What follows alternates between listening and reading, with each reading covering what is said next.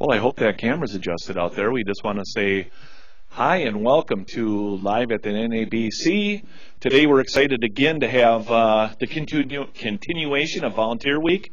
It's Thursday already. Can you believe that? We already are 4 days into Volunteer Week, and we're excited out there, I'm sure, to watch and see who we've got coming today. And I'm excited to say thank you to everybody out there, and just thanks for giving. Thanks for all you do. I mean, you guys are really, really appreciated. I'm hoping that camera's adjusted. If it is, wave to me so I can see it. Yep, yeah, I can see you did. But again, we want to say thanks to all the volunteers out there. Thanks to everybody that really helps out. But we have an exciting couple guests today. And I got to tell you something. Both of them started out as volunteers, and they're still volunteers.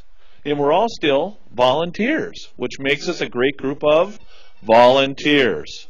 And now I'm going to look at my phone to see who's texting me. Oh, wonderful.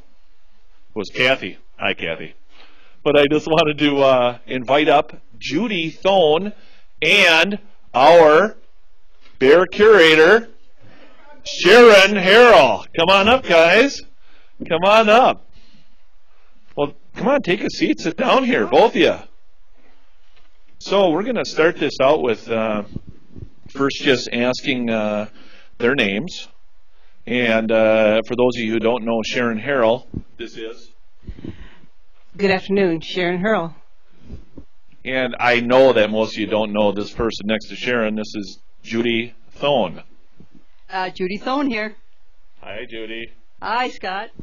Feels like old times from the Give Men days, don't it? Oh, yes. Yes, it does. And again, we want to thank you all out there. I'm going to turn the mic over to these two and let them go. They're going to tell you some great stories and what they do and what they're involved in. And here you guys go. Thanks, Scott. And being it's Volunteer Week, and you know we're volunteers, been asked to tell a little story about how at least how I got started with the Bear Center, and I think some of you out there know what the story is, but if not, I'm going to tell you. I'm a young volunteer. I mean, in years that I've volunteered for the Bear Center, and it really started in 2010 for me. I was interested in looking at a seasonal place up here in the Ely area. And that really got started in 2009, 2010, if I recall correctly. And one thing led to another, and I found out about this thing called the Lily Pad Picnic in 2010. And at the time, I was working elsewhere. And I managed to get up to the brunch of the 2010 Lily Pad Picnic. And, of course, I knew I was in bear country because I'm a native Minnesotan. But that sparked my interest is that Sunday brunch in 2010. Subsequently to that, I wound up finding some property in the Ely area. And my next encounter with anybody or anything relative to the Bear Center was this fella on a pontoon. And he had a hat on, and it was a bright sunny day, and he had about 7 or 8 people on this big pontoon. And the pontoon was going very, very slow and kind of close to the shore. And I'm standing there, and all of a sudden I hear this voice, "You see any bear around here?" And I looked up and I said, "Well, yeah, I have." That's all that was said. And that pontoon, they had cameras out, and they just trucked along down the lake.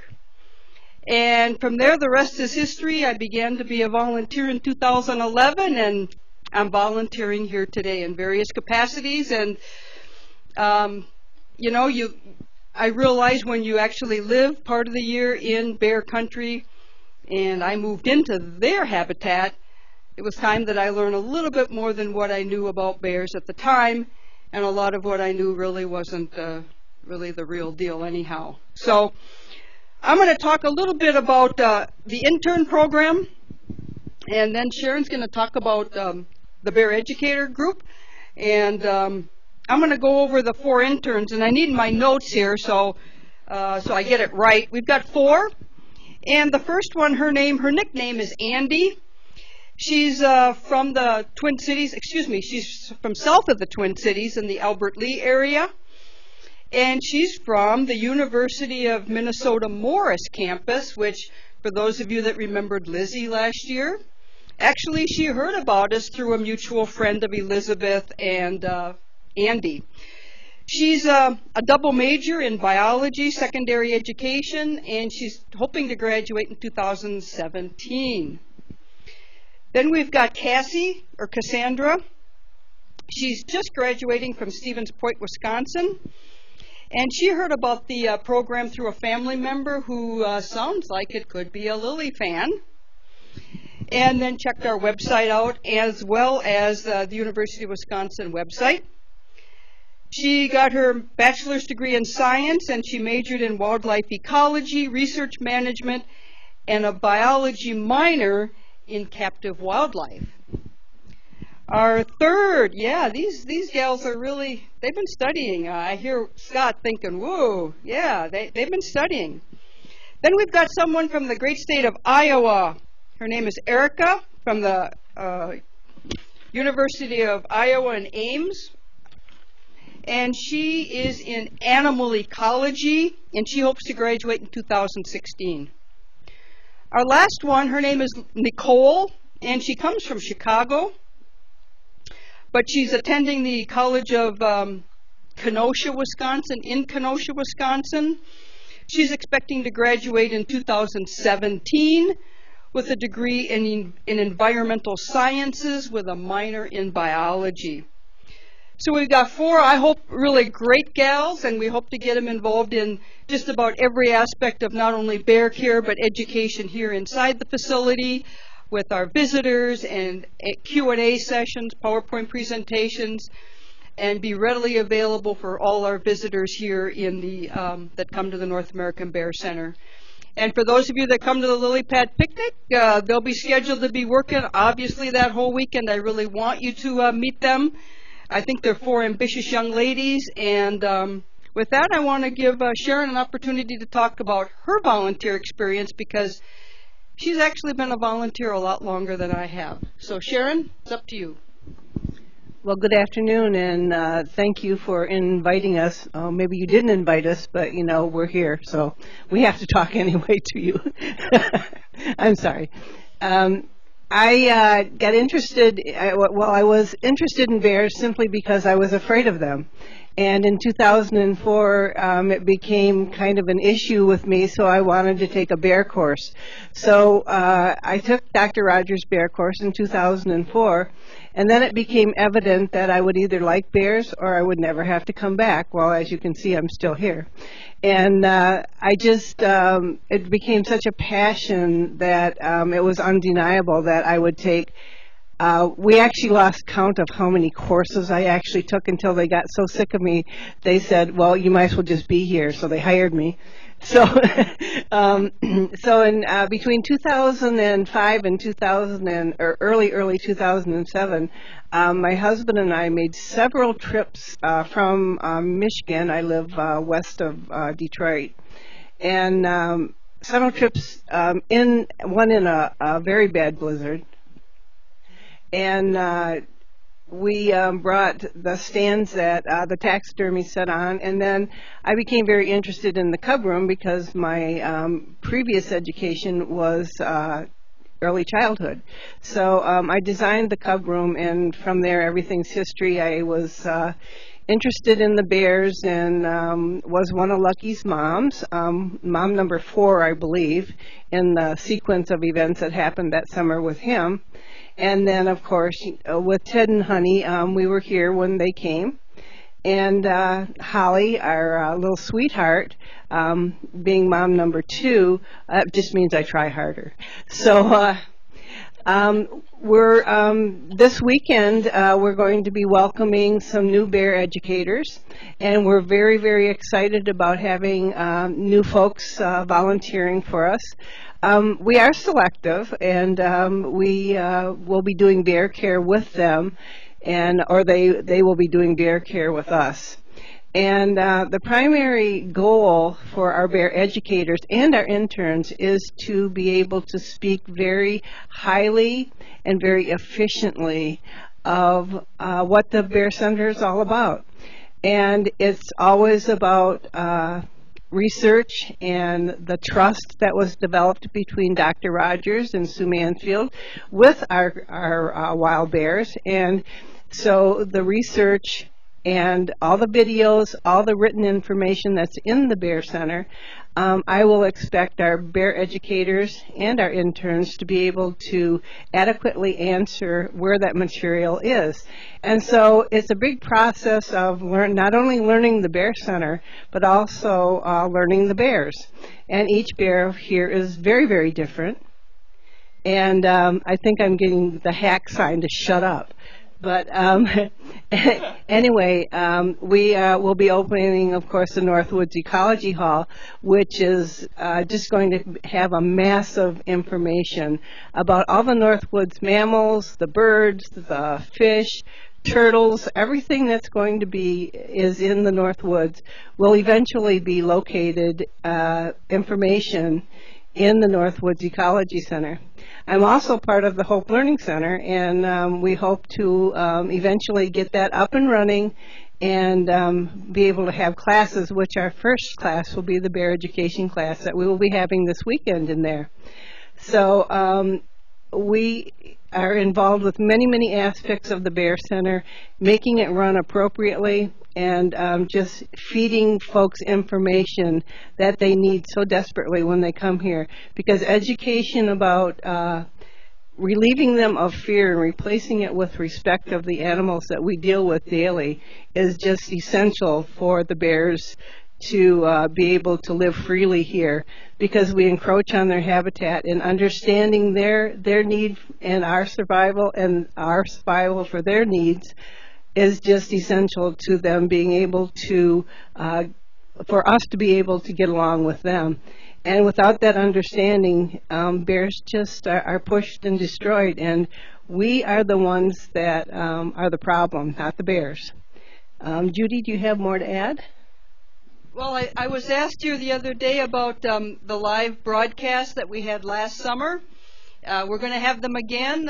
Scott's just totally supportive of that because it's getting the word out, and it's a universal information for the people here on site. They hear and they see what's going on with the bears, and we interpret that behavior for them. Those programs are going to be for those chatters out there that like to tune in, 11, 1, and 4. And they'll start in late May, but 11, 1, and 4 again, and you folks were so supportive, and we feel that it's really another way to push out education to people who may not ever get here or who aren't able to get here very regularly, maybe just once, so they can see the development, because right before this 1 o'clock program, Lucky and little Holly were out front. I didn't want to say that when I started because you'd all turn on the other cam. They were playing, and there's a lot of behavioral things that are probably going to go on this year, especially with Ted and Holly. So with that, I'd like you to thank you all. Both of us would like to thank all of you for all your volunteer time. And then, Scott, you got to come on up here. We're not done, ladies. Oh, no, Scott says we're not done. Okay. Move over. Let's slide in between them. All right, it's Q&A time. I like the Q&A time. All righty, they did a great job. Thank you both. You did a really good job. It's fun listening to those stories and how they became volunteers and why they're volunteers still today. And I'm glad to have both of them on either side of me, because I couldn't do it without them, period. I could not. But my first question is going to be to Sharon. Oh, big surprise. So, Sharon, maybe you could do us a great big favor and explain the daily routines that we're going through with our bear feeding and, what we're doing just to take care of the bears right now and what we're going to do in the future. Would that be okay with you? Sure. Oh, good. Well, currently we're working with our bears. Of course, we always work in teams, and as most of you would know, that's a little difficult for me. So I am training myself too. So it's just difficult when you've been doing it for so long, but I never forget that it's all about respect and making sure those gates are locked when you leave. Some of you do know the story about that, and some of you do not. Mornings around here. Go ahead, Sharon. Sharon's crying. She's in such happiness to be telling you this stuff. We've actually got some spectators out front making faces at us. So hold on just a second. We're trying to be serious here. And yes, the staff here knows that one of my biggest fears, is the Burger King guy. And so they taunt me with the Burger King mask, and that's what one of our employees was just doing. Right, the Burger King king. The Burger King, yeah, king, the man, the dude in tights that freaked me out. Anyway, our daily routine here begins in the morning with just getting Ted out, getting him up and moving, and Holly, who is usually very good about coming down because she's, really bored right now, and she just loves it when Lucky is out. But Ted, she's trying to be friends with him, and Ted's more than willing, but she's still a little cautious of him. Honey's been spending some time in the chalet, which I don't mind, and she doesn't seem to mind either. But today she did do a big walkabout and went into the woods because Ted was out while she was out. So I did see a little bit of brown fur flying, so I would think she was chasing Holly at that point because I didn't see either of them for a few minutes. The dens are cleaned and then fresh water put into their tubs because if any of you have noticed, one of Holly's favorite things is to tip over water tubs.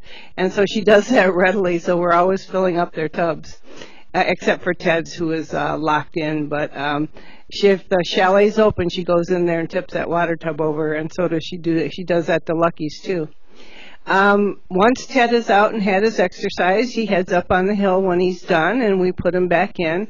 He decides when he goes in, and we are very aware of his needs, so we put him back in his chalet. Then they're fed their dinner. Right now they're just eating once a day with snacks in the morning and just later on in the afternoon before we leave. We're letting their tummies grow slowly, just like the wild bears, the yearlings, the 2-year-olds, and the older bears. They start out their spring very, very slowly with getting roots and anything that they can find growing in the forest. Here, they're eating romaine lettuce, apples, carrots. I just started them with some protein, which Ted and Honey get tuna, and Lucky and Holly get eggs. One apiece, and then they also get a cup of cranberries too. As the spring begins to go on, as it goes on, we will increase their food and increase the nutrients that they require. Ted and Honey both get their glucosamine also at this point.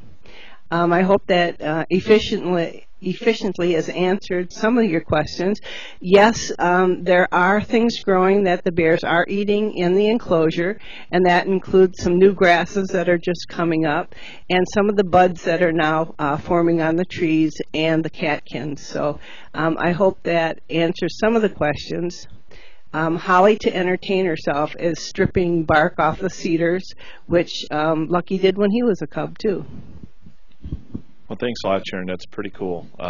We found a little bit out about Sharon and her personality, too, with some of the things that go on in her life that make her a little bit nervous. Judy, question for you. I started here last year, August, and I was at the end of the season, or I shouldn't say end of the season, but kind of in the middle to the end, and I noticed a whole different style in the bears than what I'm seeing right now. I'm noticing them just having a ton of energy right now.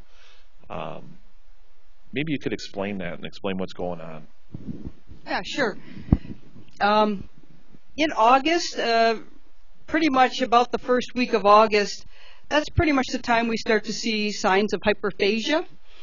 And that's a time when the bears, they just want to eat. That's big focus for them in August and continues into September.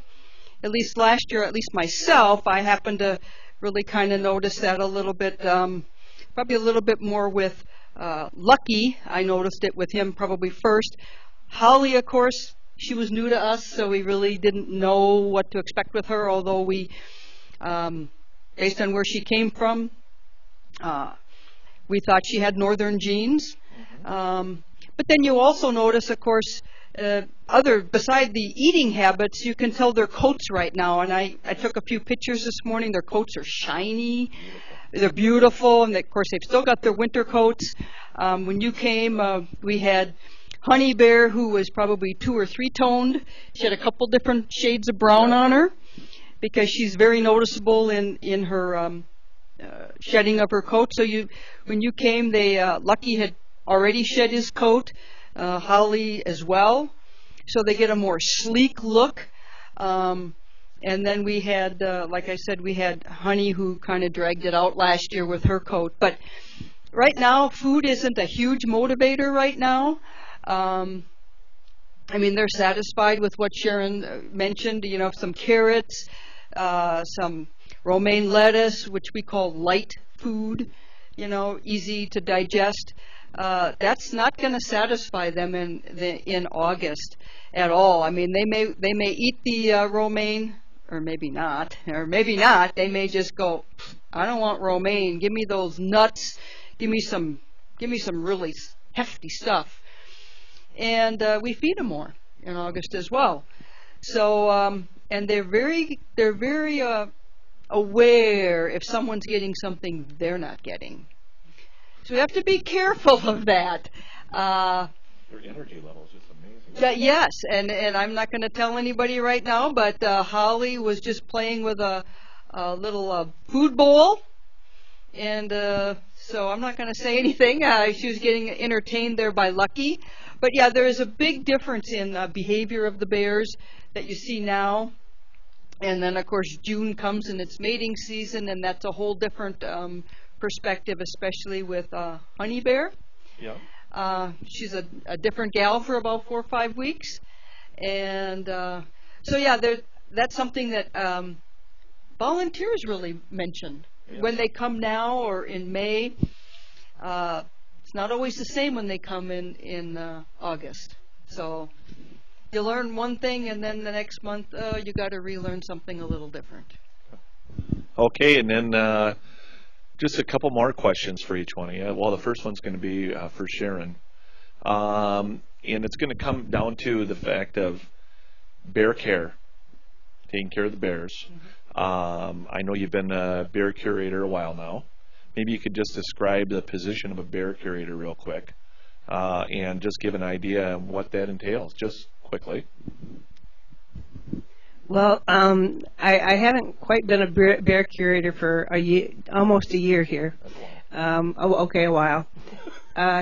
Knowing personalities, knowing each bear personally, knowing their likes and dislikes, when they're happy, when they're sad, when they're angry.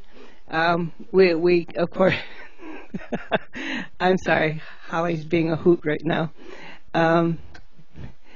But each bear is the same because they're bears, but different because of their personalities, just like we are. And when Dr. Rogers asked me if I was up for raising another cub, it was like, I think I'm getting too old for this.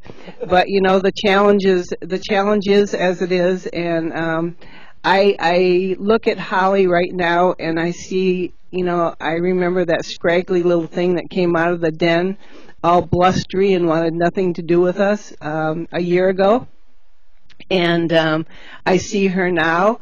As we approach the gate, she's whining and waiting for attention. It's just amazing. And I know that I've said this to so many people, that I have the best job in the whole world.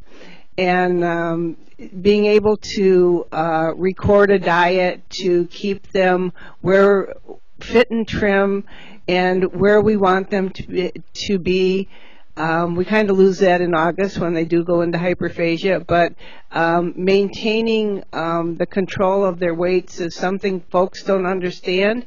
But our bears are beautiful, and they have nice coats. They're healthy. We do 2 vet checks, and our vets are readily here if we call them. And we just think I think it's a great place to work.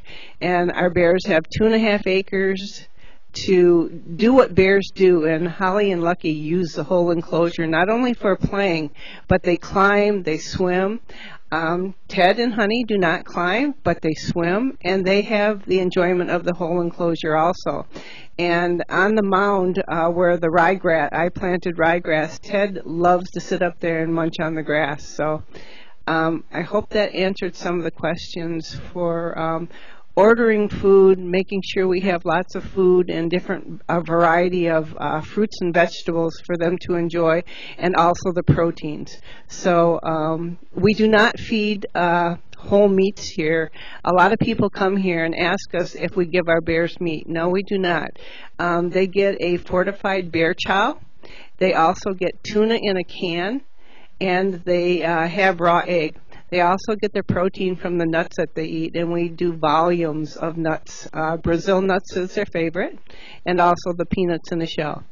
So I hope that answers part of my job. She's got a big job, and so does Judy. Judy took on a new position this year, and the end of last year and this year, and being the director of education, it's a big bite that she's taken.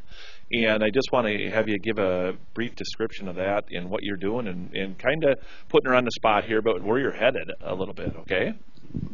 Sure. I'll try to answer that. I want to, for a couple things, on-site and off-site. I want to grow the internship program, and we're going to try to do that this year with 4. Want to give them tons of information and experience that will help them in their chosen fields.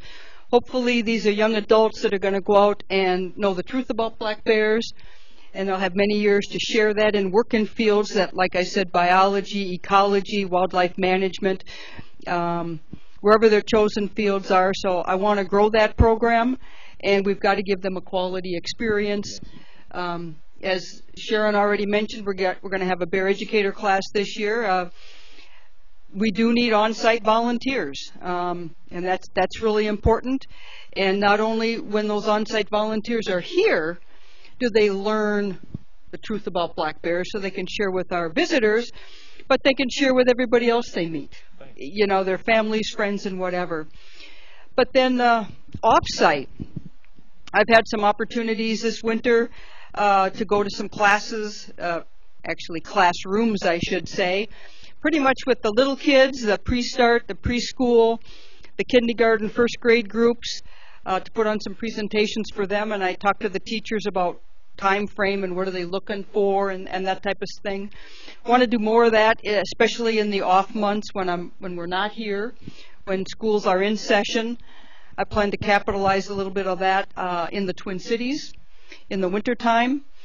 I also am working at trying to grow the Speakers Bureau, and I've got some co-coordinators with the Speakers Bureau now to try to help those people give presentations totally off-site at the Bear Center. And that's some work that they're all volunteers that they do in their spare time, and that can be church groups, kids groups, any type of group that would be interested in wildlife. So I want to expand that group as well, which is the Speakers Bureau. And then here on site, you asked what I have for the future, and that's distance learning. Okay. And you know, distance learning is it's a nice buzzword, but it really means online learning. It means maybe putting on a presentation and put it out there on the internet where people can tune in. Maybe they want to talk about what is the foods that black bears eat in May, June, July, and August, and we have a presentation for them. And you can call them podcasts, people call them webinars, online seminars. I think there's a real opportunity there because we do have a worldwide audience, and there's a lot of people that have been to the Bear Center and would like to learn more, and there's people that are never maybe going to be here, but they still are interested. Yeah. Webinars for teachers only and instructors. That's a great opportunity to teach the teacher. Because if you teach the teacher the truth about black bears, they can teach so many others. But you've got to get the facts out, and you've got to have the facts to give them. So then the Hope Learning Center, which we're working on this year, is going to be a start with that. We want it to be multimedia, not just for groups, presentations, lectures, seminars, on-site, and we can use it for staging off-site events as well, like a webinar or podcast. Nice, nice. Thank you, Judy. So, as we move forward, we have had a really, really nice week here. We're looking at 2 of the many wonderful volunteers and people that have made this place work. I wish we could talk to each and every one of you out there, because what makes a volunteer a volunteer? What makes a volunteer driven to do what they do? It's heart, determination, and guts. It really is, because if you look at volunteers as a whole, it's what really makes our country move forward and go, and it's what makes the Bear Center move forward and go. And I'll tell you what, in seeing the group that we've got out there, I express from my personal self a warm feeling to you guys of thank you. Thank you for being patient with us and me. And we just thank you from the bottom of our hearts for all you do out there. I thank these 2 immensely for all that they do. And the people here that work in the office, I thank them. I can't thank all you guys enough out there. I know it seems like a lot of thank yous, but I just want to express that dearly to everybody. Again, we thank you for coming live to the NABC, and we look forward to seeing you tomorrow at 1 o'clock. And we will have, again, as you're noted, a great probably half hour tomorrow too. So thanks again. Friday brings us 2 wonderful volunteers again. They're just endless. They really are they not?